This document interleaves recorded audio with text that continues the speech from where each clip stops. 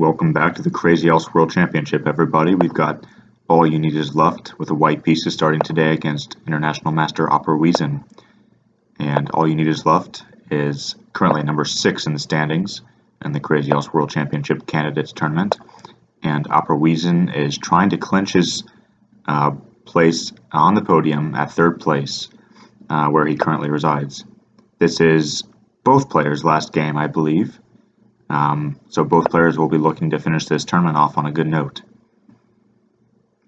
All You Need Is Luft starting with E3 and B3, so going for something a little bit offbeat here, something that actually opperwezen plays from time to time himself with this Fianchetto bishop on the dark squares, this Nimzo Larsen attack.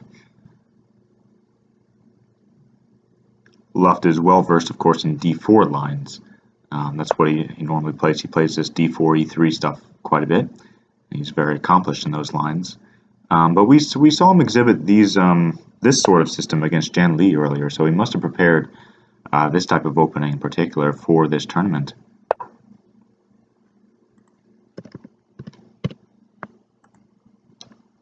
opperwezen is handling this E3, B3 system with what looks like a King's Indian setup, or a modern setup.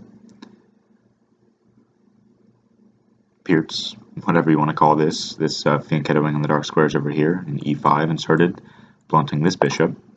So it looks like we're going to have a slow maneuvering game here, which is exactly the sort of game that All You Need Is Luft loves and is very, very good in.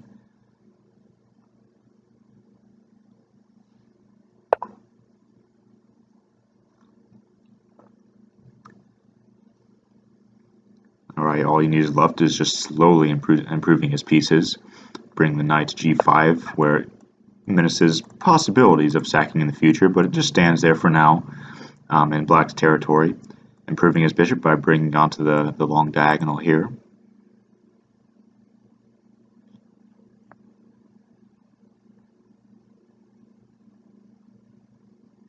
And opperwezen blocking that off with C6. Both blocking off this bishop and controlling the D5 square. Alright, so now Luft is breaking in the center. He finally goes for this D4. What he's trying to accomplish is to get rid of these two pawns here.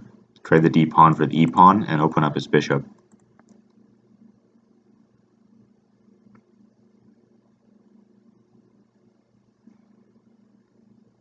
At the same time, he's trying to claim more space, of course.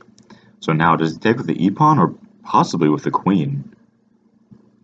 When you take with the E pawn, you have to be careful that this bishop and knight continue defending this square from a possible pawn drop in the future. This rook is well positioned on the E file. Alright, H6 finally kicking this knight on G5 back. A really slow maneuvering game here. All You Need Is Luft will soon be under a minute on the clock, so opperwezen handling his clock well so far. Capturing on F7. Okay, so he does go in for this sack here. So now Luft is going to look to pressurize G6. E5. Well, that's interesting. So he's trying to open up the D file for a queen trade now that black's king has been exposed. So if takes, then then the queens are facing off there. Takes. You can't take that, of course, because then the queen would just hang. So I don't think you want to take. Maybe even just pawn at E7 here and recapture. Give that material back to get a little bit safer. Maybe just bring your king back and give this knight up. Or you could be very greedy and try to hold on to this piece with a retreating move. But instead, he's going all in. He's moving forward with pawn at G4. So if takes,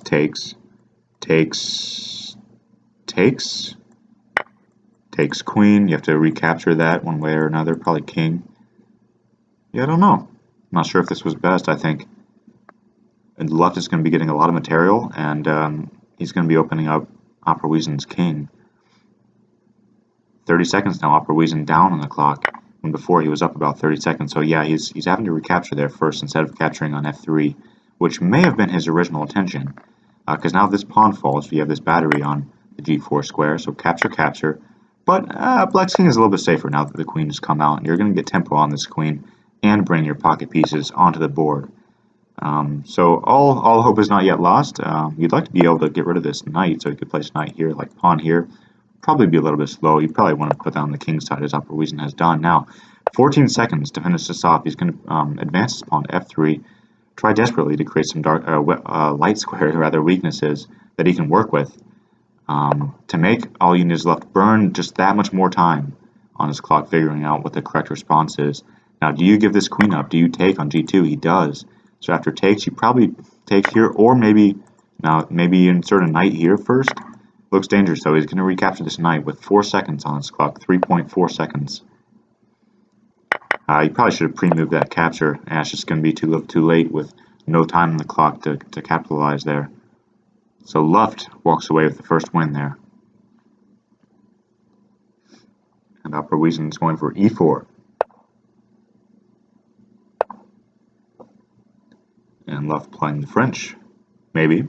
Or maybe a6 is coming. You've got knight e7, so preparing d5, yep. This is the line that Jan Lee was playing for a little while anyway with black. It just throws a little bit of a curveball into the normal French structure, so instead of leaving this knight here where perhaps it'll go to f6 and be rerouted in the future, he brings it to e7 before playing d5, which just throws a little bit of a wrench into the normal French positions, because now you're going to establish this knight on f5 very early. Alright, so we have this capture on e4, and now you bring the bishop out, because this is the typically bad piece in the French, because of this pawn on e6 blocking it out. So yeah, it's good for black strategically to trade that piece for white's equivalent light square bishop. So now opperwezen is trying to make the most of his opening advantage here by pushing d5. Yeah, I think if you slow play this type of position, black should be completely fine. So maybe it's prudent to do as opperwezen has done and to press the advantage immediately, or try to claim some sort of initiative. So d5 pressuring e6. Can you just take there and replace like a bishop or pawn on e6? Yeah, but then b7 falls. So takes, queen takes. You're looking at this knight and b7, so maybe takes, queen takes, knight drops back. Then you can just take that. You're still faced with the dilemma of protecting b7. So yeah, maybe not taking there isn't really on your agenda. Instead, he's going to develop his bishop with tempo. So now at c3 or just c3 to preserve this pawn in hand. Or yeah, I mean you can even just block the bishop. So he's going to go at c3. He likes his pawn where it stands on c2. Okay, so now the bishop retreats. Capture, capture. You can sack a pawn to draw the king out, but it is a pawn. It is a pawn, so it's give and take. He's not even going to take it. He's just going to step the king over to f8. White will now be. It would love to bring a knight into this. Neither of those squares. This square where it hits e6.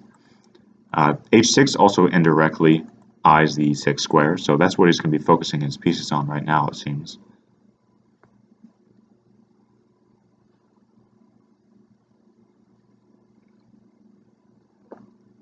Bishop g6, so we can recapture the bishop or this pawn with the bishop rather than drawing the king out.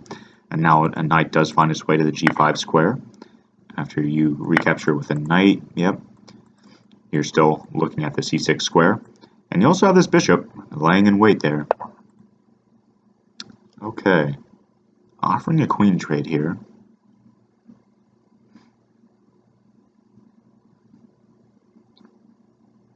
Looking for ways to exploit this, but I don't think there's any way to exploit it. You can't exploit the back rank. It's defended by black's rooks. And you can't even exploit this kind of exposed undefended knight here, because there are no bishop checks you can put on to skewer that piece. You could put him in a pin after capturing here, but you'd have to first, protect your king from queen drops on the d1 square. So okay, he declines a queen trade, blocking off this file, and simultaneously attacking this and this. So probably a good move there. He's going to capture with the c-pawn. Now this isn't. I don't think that's even on pre, because if you take there, then black can take, and then pawn at e2 will draw your king out, and then you have knight drops on d4, for example, and yeah, I don't think you can even get away with taking that if you're white. So instead, what you want to look to do is probably capture here on e6. Well, that's an interesting move. If you take, knight takes, maybe just king sidesteps. You can't get away with taking and then taking and then taking here and picking up the queen, because black would threaten mate, of course. So I think you just sidestep your king, unless there's some way to get this queen with check, but I don't think there is. Like, yeah, it takes, the king would step here, maybe knight here, takes, under promote to knight, but then he recaptures with the queen. Yeah, so he's going to go for it, though. He's going to go for it. He's got to figure out a way to take this queen with check. Yeah, so knight does come onto this square. He was going down this line I was analyzing, but I don't know. I didn't see a way to. Yeah, see, after you just take here, and if you under promote to that knight, the queen captures, and now it's out of dodge. Is there a way to bring this rook onto the board? Yeah, the king does have to be a little bit careful here. White certainly has a dangerous initiative. Black has this mate in one threat hanging over the board at all times, but black's king is also terribly exposed. So if captures here, rook here, is close to mating. I mean, king e4 at f3, that's just going to mate, yeah. Okay, well, so we found mate, despite my disbelief. Well done to opperwezen. That's 1-1 now. Opperwezen coming into this match was a little bit skeptical about his chances, I think, of taking down All You Need Is Left, but I don't think he has enough faith in himself. I think he's perfectly capable of taking down anybody in the top 10, anybody in this Canada's tournament, really, on a good day. And that's what's fun about this Canada's tournament, is that anybody can take down anybody on a good day. So it always leads to very tense, very exciting matches, which could swing either way, depending on psychology, depending on play styles, depending on just whether or not you're feeling the tactics on that given day.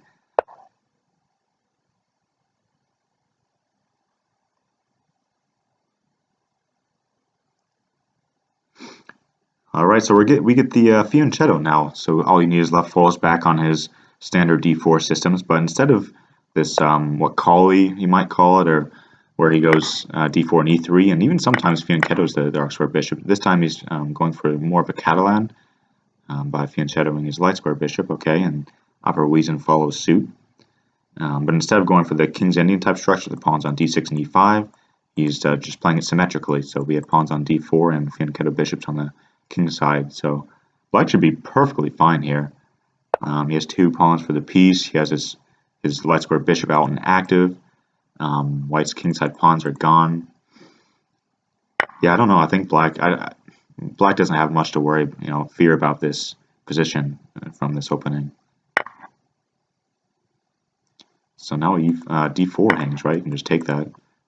And if you take on d5, you probably want to get rid of this light square bishop. So that's why he's taking with the bishop, getting it out of range from this knight. It's now on a pretty active diagonal, but that can be kicked away. You can play e6 if you really need to in the future. Instead, he's going to put his piece on this very active f4 square. I like that square because it eyes a lot of very important territory here. I would say knight on f4 or knight on f5 if you're white is a very dangerous piece. So if you're black, you want to establish that knight there and keep it there for as long as you can. And if you're white, you want to kick it away as soon as you can.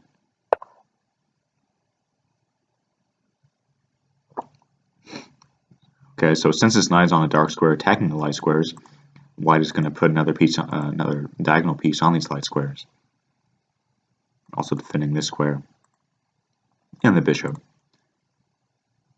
All right, c6 is a possibility at h3. Okay, so his idea, I guess, is to potentially drop a pawn on g2. Luft is going to do that himself. He's going to preempt black placing a pawn on g2. And now c6 comes in, yeah, chasing this bishop away, asking it an interesting question, where it wants to go. Does it want to drop back to b3 where it can be taken? Maybe just c4 or e4 maybe, but then, you can get more tempo moves with like pawn at f5.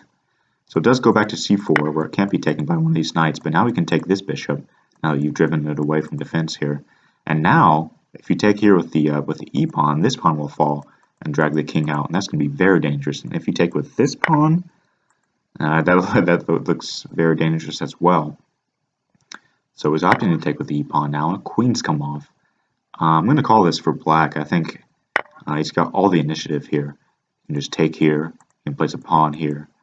Can consider taking a knight here in the future, not now, but maybe just taking here first. Yeah, I don't see any problem with that. Because now you are threatening stuff like you can take here whenever you want. You can... pawn here doesn't seem to lead to too much just yet, so yeah, no reason not to just take that material. And now that can't be taken, because then you have a knight drop on h4. Okay, you can just take this, I think. And now, bishop here, defending this and targeting h2 for a queen drop, possibly, or a pawn drop. Or maybe pawn here first. Maybe pawn here first is advisable. Yeah. So now everything comes with tempo now.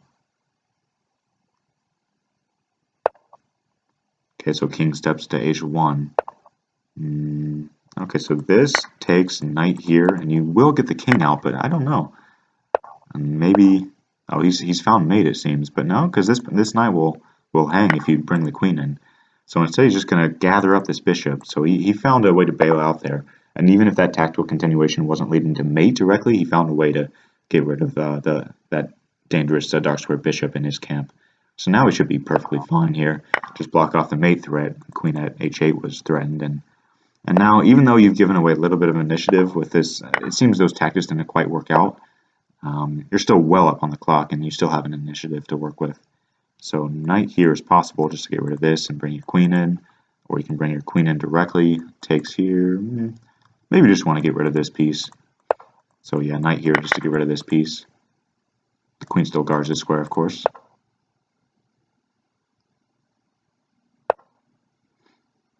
Knight here attacking the queen, defending this square, attacking this square.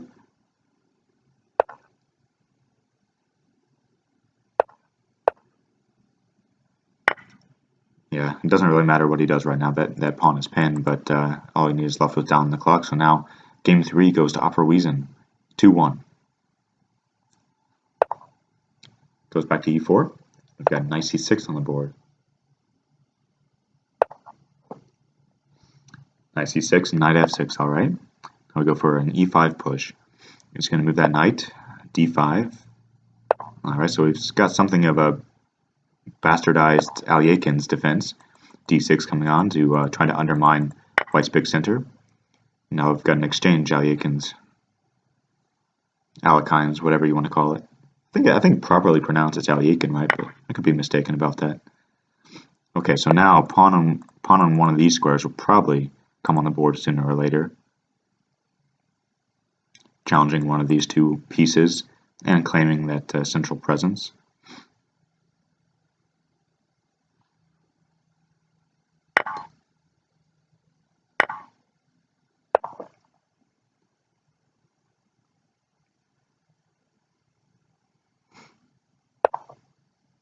Alright, knight e4, threatening c3, so the queen develops and defends c3, and attacks this knight. So now bishop f5 is possible. Bishop f5, maybe you can hit it with like a pawn at g4. Doesn't seem super solid. Instead he's just going to take on f2.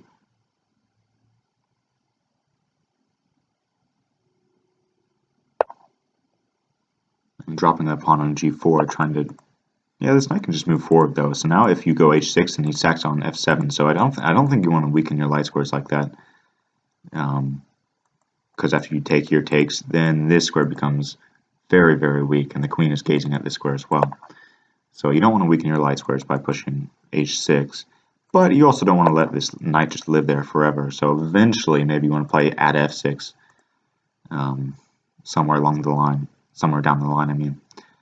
Okay, so hitting the queen and c7, I like this move from opperwezen. Queen's going to have to keep defending this pawn, so maybe queen d7, queen d8. Yeah, queen d8 makes sense. You don't want to block this bishop off. And it's maybe more, it's more appropriately placed along this diagonal than this diagonal. Another nice move, pressuring c7. How do you defend that? Bishop, bishop here, but you can takes, pawn takes, and then bishop here. Okay, or you can just play, this move at c5, attacking this bishop, and if this bishop moves, then you can take here. So black's queen side is going to be crumbling very quickly. Do you want to insert this intermezzo at e3 if you're black? It doesn't seem to lead to much, really. You can just take your, if you're white, you just take here twice, like knight takes, pawn takes, queen takes, check, and then you can take here with check, or... Okay, so it's just going to take here on d6. So now you can check if you want. It's just going to take here first. Maybe throwing this in was advisable, just to displace black's king first and not allow him to castle, but opperwezen chooses just to take on d4 first. Okay. And black resigns, yeah. White is just way too active and has too much material. Okay. It's another game to opperwezen. That's 3-1.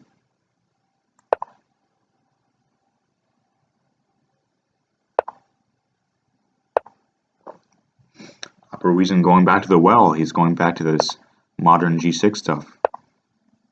Okay, symmetrical. d5 this time instead of d6.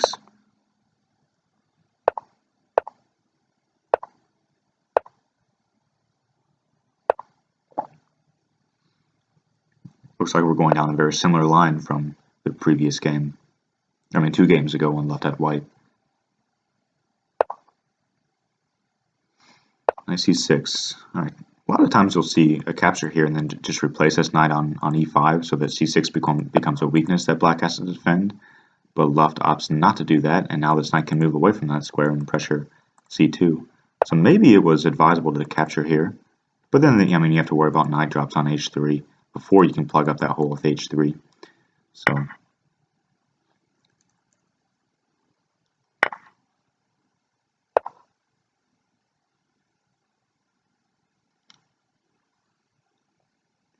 still quite symmetrical, except for the fact that black has managed to double white's pawns here on the d-file. But these pawns are also claim some important central territory, so it's not all bad. And now he straightens them out. So yeah, I mean, white has a nice big center now. Okay, capturing on h3. So now pawn at b4 is a possibility, hitting the e4 square if this knight moves, but then pawn at b4 can be met by just e5 simply, so that's probably not working. If you want to stack even more material, I was going to say at g4, just to draw the queen out, get rid of this dark square bishop, and place some pieces on the board with tempo, but that means you'll have sacrificed an entire piece. Supposing he takes here.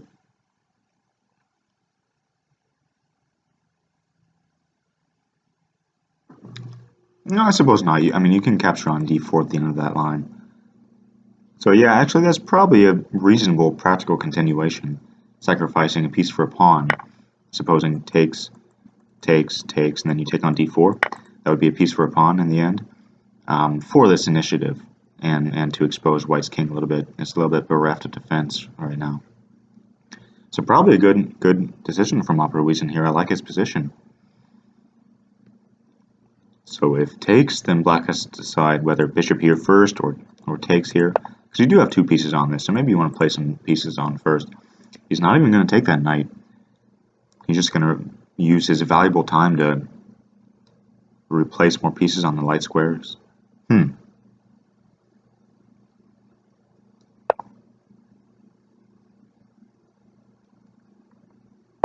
Yeah, if king steps to h1, then you have 2 knights on this square. He's going to take there anyway. So after it takes, maybe you want to take here. Yeah, maybe you want to take here now. Takes, queen takes, bishop here. I mean, you have to be a little bit worried about pawn drops on f3. So what about taking here? Takes, oops. Takes. Then black has a rook in hand. He can drop a rook here, but then you have pawn drops on g2. Should be okay. That's a nice move. If takes, then you fork the queen and the king. That's a very nice move.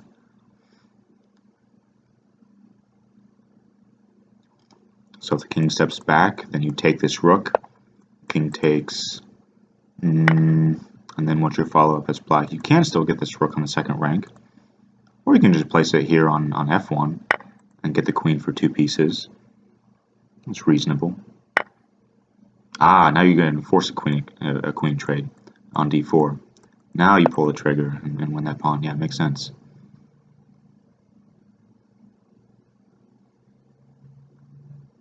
Okay, so if takes, he's probably going to take with this knight, so that this knight remains defending the f1 square from a queen drop.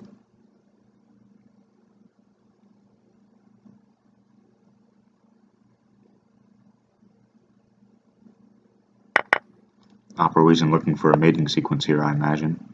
He's just going to place a pawn on d4. It's a simple solution here, coming in on the dark squares. If he moves a knight, at e3 will surely be the continuation. So you can just scoop up this piece if you want. I mean, it does allow white to develop his bishop, but he's going to take with a knight instead. Of course, that's what I was just talking about. He has to keep a knight on this square, this f1 square. So now at g2, Luft is down to 20 seconds. Bring a rook to the d file, or just now bring a rook to the first rank.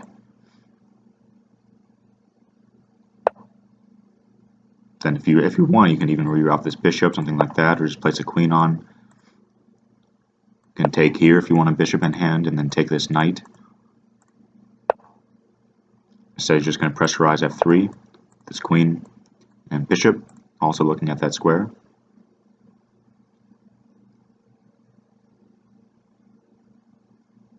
Opperwezen doesn't need to find the most precise, mating continuation here. He just needs to find quick, aggressive moves. Natural moves here from Opperwezen to clinch this game. Take the queen. Place a pawn here. Just start making some natural, attacking moves and make Luft react and burn his remaining time. Opperwezen out to 4-1 in their last candidates encounter. Luft is going for a6 now, going for a6 b5 setup. Yep.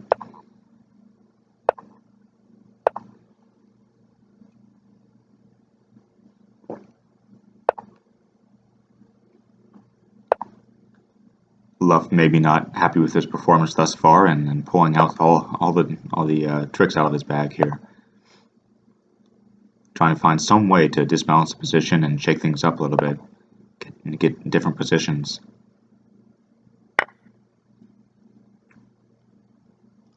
Yep, Opperwezen going for the immediate sack. If that's taken, then probably queen out here.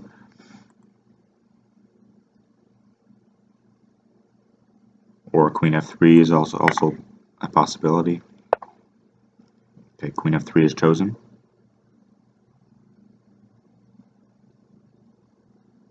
So we can't step back here, of course, because pawn f7 would be mate in 1. You can step here. Pawn f7, king can just step up. Instead, he's going to block this off, but now you get your material back immediately. Knight cannot take that because queen takes b7. This knight is pinned, so he has to take back with either the g-pawn or the queen. Queen takes, you have a knight here, and then you can take. Ooh, yeah, I don't like queen takes.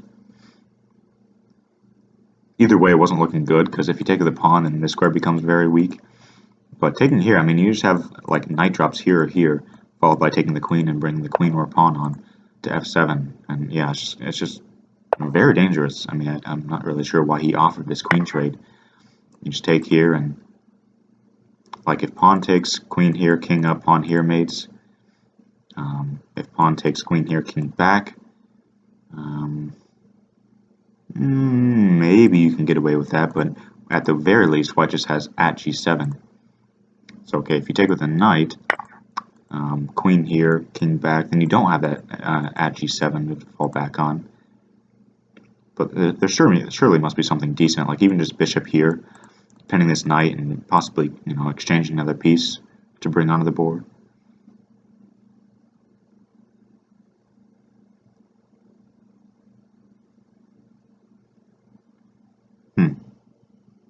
Maybe black has more defensive resources than I was giving him credit for. Supposing a queen comes on, he steps back. Maybe. But after bishop g5, Still think white's crushing here. That's a nice move. That can't be taken because then you take this knight and take the rook. So now you're just threatening to capture on d7 and win more material here. Yeah, I think black is hopelessly lost here. If you decide to take here, that's going to be way too slow. You can just let this rook hang. It doesn't really matter. Takes this bishop, queen, takes, and you're going to have a pawn drop here and a rook drop here, and it's going to be too much. He moves the rook. Okay, so if takes, you have to take with the bishop, because if the rook takes, then you just hang this bishop. So you have to take with the bishop, and then you have a pawn here, and promotes. Yeah, well, actually no, because then he has a rook and the knight on that square. So takes, pawn here, king over. Then you can take this rook, knight takes, and then promote. Something along those lines. And if you just ignore this, then you're just going to take this bishop. If you move the bishop, you can probably just play c3, or just very simply bishop d2. Takes, bring the knight out, and then you cover that back rank from queen drops with that rook. And then you have another bishop in hand, and this rook is still under fire. You have pawn drops here, so yeah, left is taking an extraordinary amount of time to figure out something to salvage this position, but he's not going to be able to, and he has 15 seconds left. The opperwezen's minute and a half, and the opperwezen also has a crushing position here. So yeah, a resignation is certainly in order there. So opperwezen has clinched at least a tie here, and very likely a win. He's at 5-1. Needs just one more game of the next 4 to clinch this match victory. Left going back to the London system, so going back to his bread and butter, which I don't think has been seen yet in this match.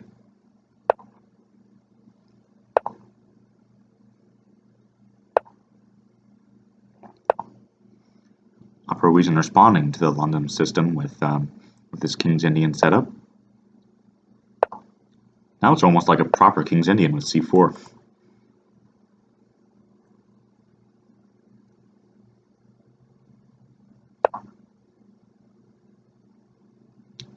Yeah, looks like a normal chess game in some respects.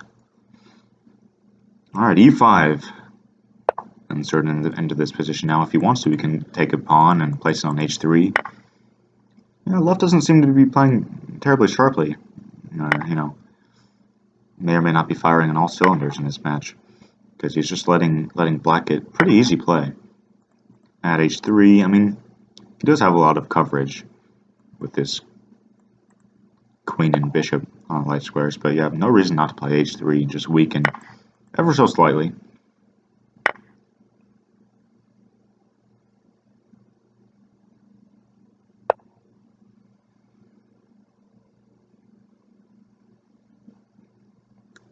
Knight f4 on the dark square and protecting some of these light squares. It's a very standard response to a bishop hanging out on h3. Okay, so white's perfectly comfortable here.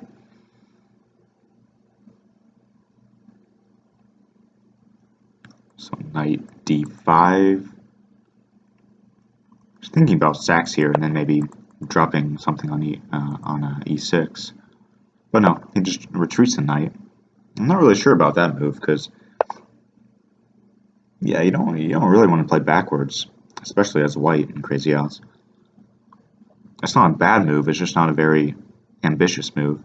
Knight back to d3 instead of sacking here, bringing it to a more active d5 post. But okay, it's still just a position here, and left, as we know, is extremely clever when it comes to positional maneuvering.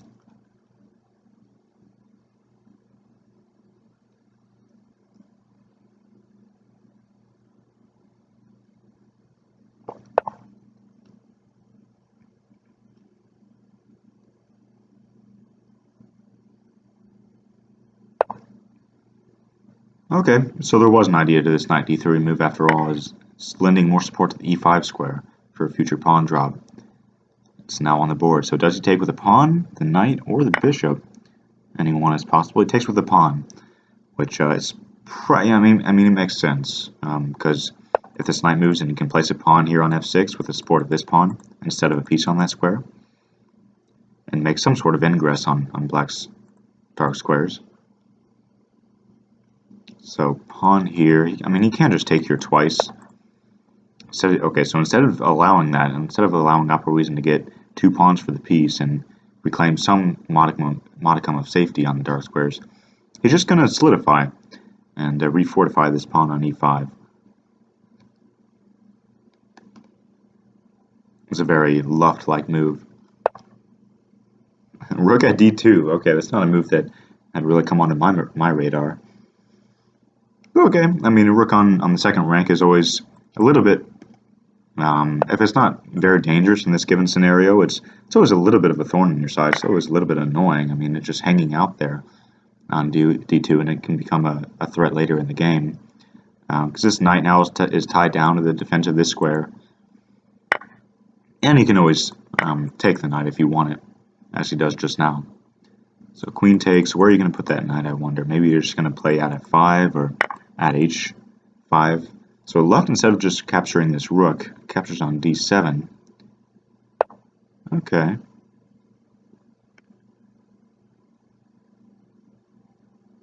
You can probably just take that pawn. Instead, he's just going to sidestep and let that pawn offer a little bit of coverage to his king. Take on d7. Okay, so this knight's going to come on and... I think the idea here is you don't want to draw the queen away to d3 and away from defense of h3. So if queen takes, then black would have had like bishop or knight drop here. So instead, he's going to be able to pick up this rook with a knight and leave his queen on the light squares, protecting the king side. Yeah, and opperwezen trying to hit this queen away from the defense of this square. So yeah, now you can drop a bishop here because this knight nicely defends that. That's a nice way to get queens off the board if you want to get queens off the board, because if takes, then you have a lot of threats. Like the queen here would be the immediate threat. Rook takes, and then it's nice on that square, defending that square. So yeah, this is dangerous. You take this pawn. How do you come in? Pawn on. Yeah, and opperwezen with 22 seconds again to Luft's 10 seconds, and with the initiative as well. So I think this game's going to go to opperwezen. If he takes this, you can just take or push this pawn. All right, that comes with check, and you get this piece back, and that's game. All right, so opperwezen with 6-1 thus far has won the match and likely clinched his third place position in the candidates tournament overall. So now he's just playing for tiebreakers in terms of game count. 6-1 opperwezen. Now we've got a French again, but this time instead of the knight e7, the early knight e7, he's got the early knight c6. So it could still transpose to what we had in the first scenario when he played the French the first time. Just a little bit different move order.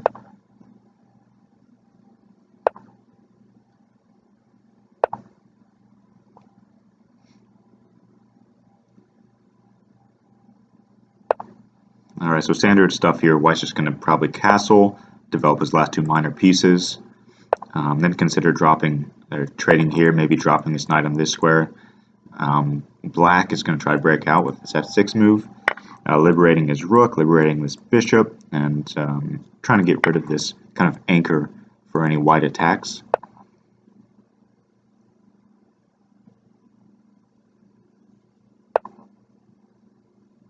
Pawn appears on e4. You always have to look out for that in the French, in the advanced French in particular, with pawns on these squares, and often pieces on these squares. For whenever you trade a pawn, then a pawn can appear on e4. But opperwezen does get 2 pawns for the piece, so it's a pretty even trade there, and he diminishes black's central control a little bit. So let's see what Luft can do with this extra knight. Drop it on d6. So he's just going to opt to remain solid here. He doesn't really want to move this knight, but it looks like he's going to have to unless he wants to give up that material.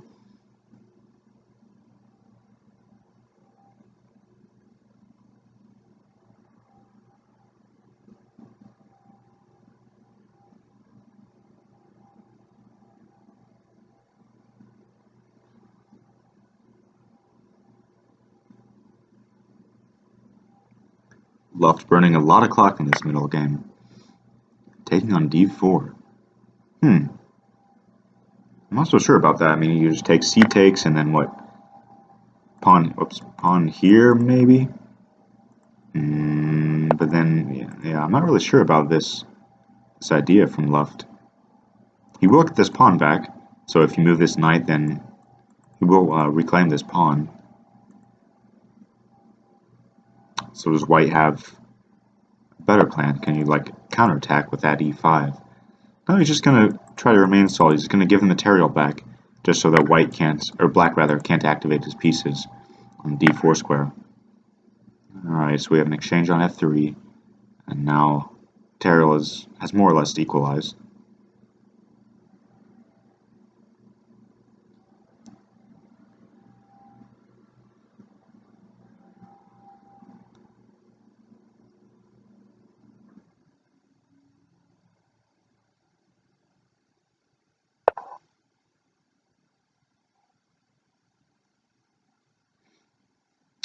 Knight g6. I mean, I guess what he's trying to do is blunt this bishop off from attack of the h7 square, but I'm not really convinced by Luft's play here, because that can always be taken, and then this square becomes a hole.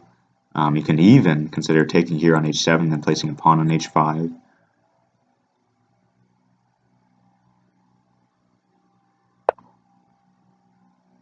e5. Okay, liberating this bishop, but there must be something good here. At f5. Okay, so if this knight moves, then you're probably playing at g6. Yeah, at g6 or at h6. At g6 seems natural-ish, because you have this bishop on this. Okay, so he goes for something a little bit different. He reroutes the bishop from this diagonal to this diagonal. Okay. Luft does have defense of the f7 square. Down to 23 seconds again. So opperwezen just keeping the pressure up, and Luft is hard pressed to find a good plan here.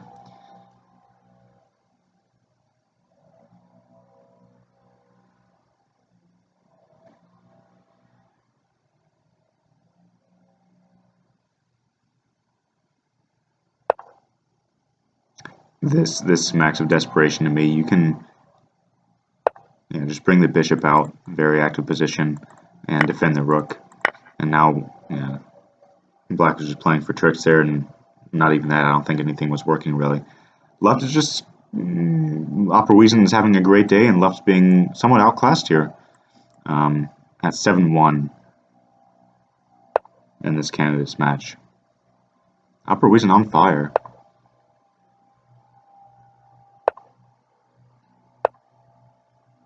Alright, it's going back to this fianchetto system, but opperwezen has proven he has no trouble whatsoever equalizing and even coming out of the opening with an advantage in these positions. Okay, so instead of establishing this pawn on d4, he's going to play more of a King's Indian attack type setup. And opperwezen is going to establish a big center here with this pawn on d5.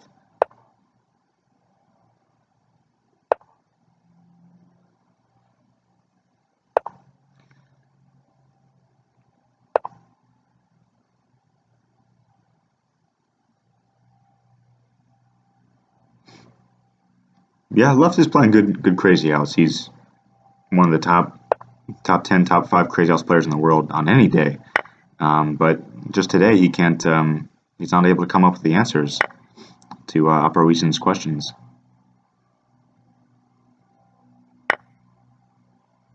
Alright, queen trade now. Now you can take here and then replace this pawn on g4 if you want to. He does. So basically it is just a trade, because you sack a piece and then you get your piece back. But it gets rid of, it figures out a way to get rid of the c8 bishop.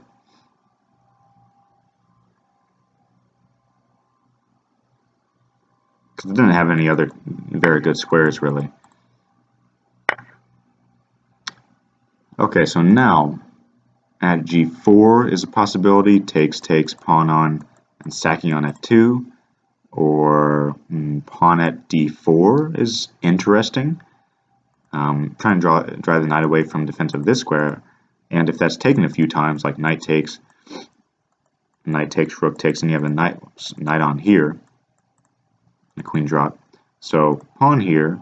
What about rook takes? Then you can take, and drop one of those heavy pieces on the first rank. So pawn here was interesting. Maybe you could have just ignored it with like counterattack e5 or something. So instead, opperwezen is going for bishop h5. Okay, pressurizing f3, possibly menacing the pawn drop on g4. So maybe you take here, bishop takes, and then bring this knight in.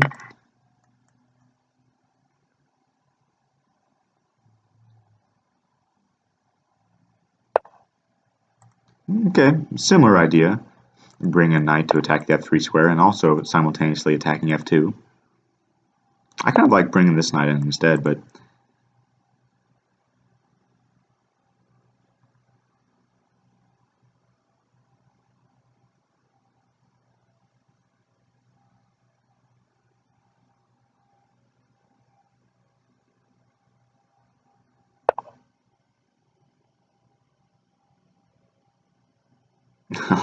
alright, we have some discussion of my crappy commentary in the chat here, and I don't disagree. Thanks, Flourish. Flourish has got my back here. I must agree with Bearded Rainbow here. I'm both sexy and wise. Alright, let's get back to the game here. So we have a rook trade. If that's taken, then you can just put a rook here on the first rank. Oh man, this looks pretty nasty for white.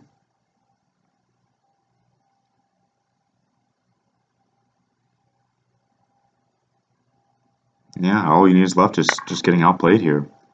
So rook here is very natural. Rook here, and then what do you want to block with?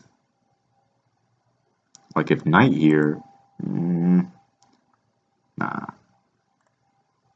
I guess you can block with anything. So rook here or knight here, because I mean queen drop here isn't really leaving too much. Like rook here, queen here, takes. It's not really leaving too much. Maybe you just take this. Yeah, he does just take that, and now after Kate takes, then you can put a queen here. Yeah, so that makes sense. If rook here, then you have a pawn on here, and you can just scoop this rook up. Knight there, you can do the same, just pawn here and scoop this knight up. Okay, he's going to go for at h2, so he can take that and promote, and that's game. Yeah, no way to defend that. Is that 8-1 now? Is that 7-1 or 8-1? Sure, chat will inform us shortly. I loved going for the Sicilian here. Okay, 8-1 it is, so this is the last game of this match. Let's see if opperwezen can equal Zwanic's record of the 9-1 victory over Master Tan. I think thus far that's the most lopsided result, so opperwezen attempting to equal that result. Most of the other candidates matches have been very close, decided by just kind of a 1 or 2 game swing. I mean, I guess there have been a few like 7-3s and 8-2s, but there have also been a lot of ties and a lot of 6-4s.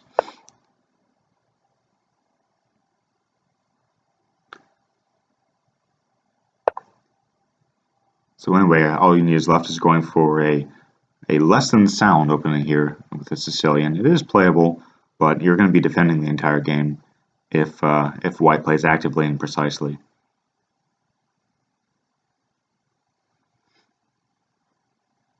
He's just going to be hammering down this diagonal here, it looks like. He has no way to immediately exploit the c7 square, which is weakened when you play 1 c5.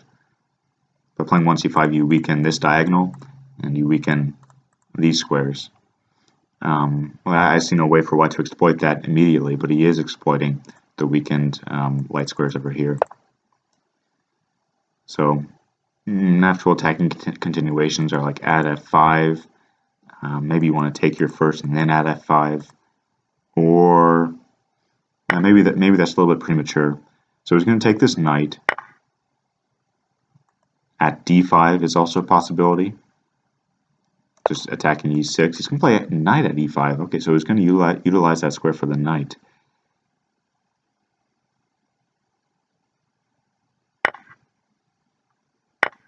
Okay, so his idea is he's going to be able to scoop up the f6 square. The queen has no way to defend that. I mean, it can't step here because the knight controls that square. It can't step here because then pawn here, then the queen will have to move anyway. And you have this nice fork. So maybe check.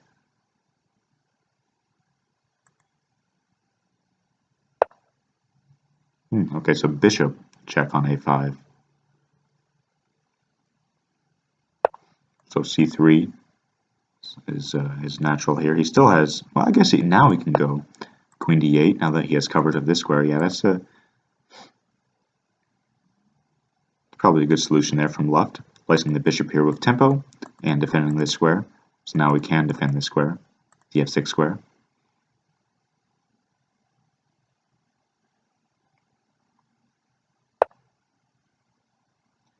At g5, I think that move would make more sense if you had another knight in hand, but right now you don't.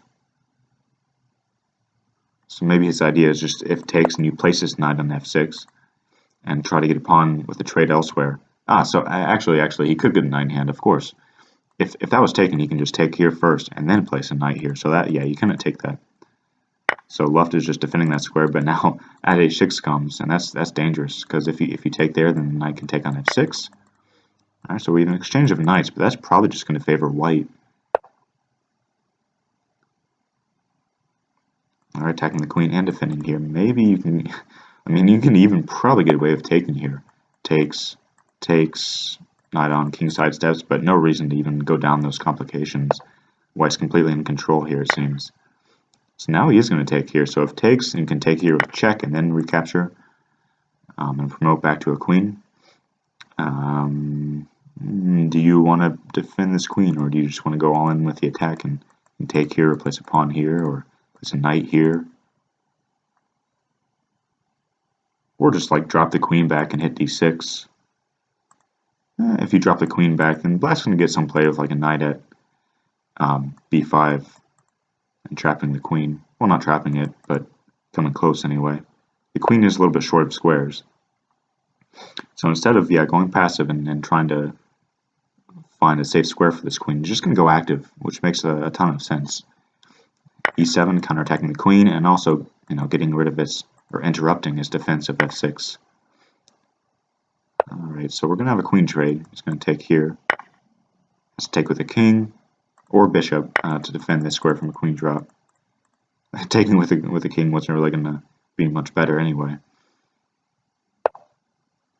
Alright, bishop back, getting it out of attack and defending the d3 square from a knight drop.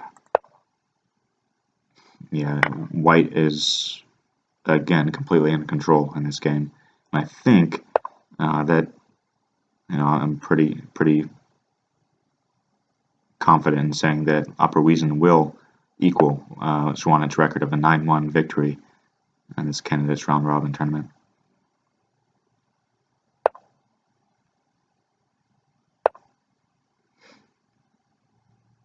Luft is kicking it into high gear here in terms of clock management, but yeah, I mean, he's down to under 10 seconds. Opperwezen has a knight drop here. Takes. Well, he's just going to move the king. So bishop here, maybe. Okay, so instead of taking this rook, he's just going to try to get rid of the defenders around black's king and keep the initiative at all costs here.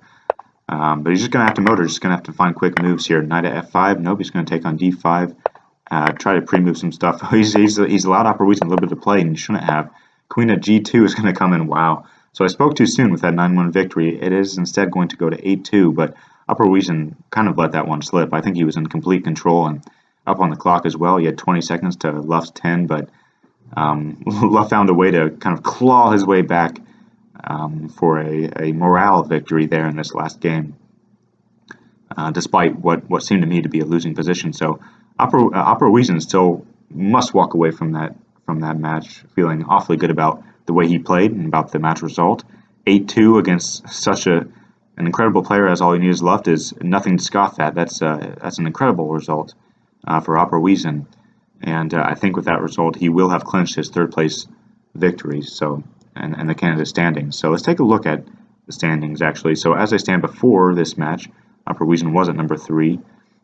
Trailed only by Blitzbullet, I think is the only one who has a chance to catch him with a few matches remaining and an even +0 scores thus far.